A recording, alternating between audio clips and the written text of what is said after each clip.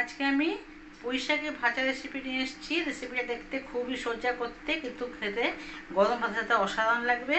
তোমার ভিডিওটি পুরো দেখার জন্য তোমাদের কাছে অনুরোধ রইল। নমস্কার বন্ধুরা, শিলা ক্লিনিকা সবাইকে অনেক অনেক স্বাগত। আমরা সবাই পুঁই শাকের চচ্চড়ি, পুঁই শাকের ছেচকির সঙ্গে সবাই পরিচিত, কিন্তু পুঁই শাকের ভাজা যা নতুন রাঁধুনি তারা অনেকেই পুঁই শাক ভাজা জানে না রেসিপিটা হয়।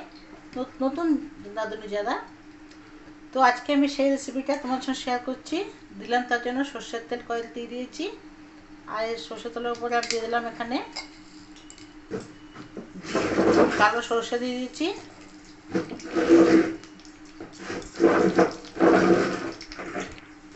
সর্ষে এখানে ফুটে গেলে আমি এখানে একটা শুকনো লঙ্কা আর একটা কাঁচা লঙ্কা দিয়ে দিলাম। এরপর দিয়ে দেবো পেঁয়াজ কুচি, রসুন থেতো করা রসুন দিয়ে ভালো করে নাড়াচাড়া করে দেবো।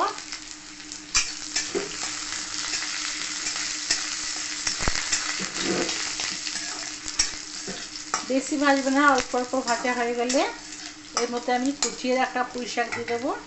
এই যে পুঁই শাক এখানে আগে থেকে ধুয়ে কুচিয়ে রেখেছিলাম, ধুয়ে ভাজা।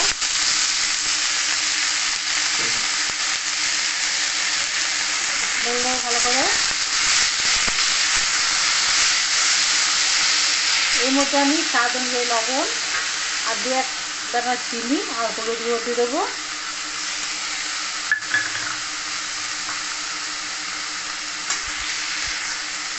ভালো করে নাড়াচাড়া করে নেবো। নুন হলুদ চিনি ভালো করে মিশিয়ে দিয়ে এটা আমি 3 থেকে 4 মিনিট চাপা দিয়ে রাখবো।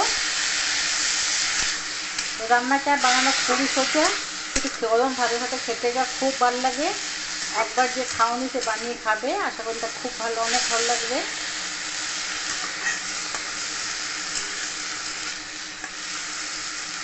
চাপা দিয়ে আমি এখন 2 মিনিট রেখে দেবো।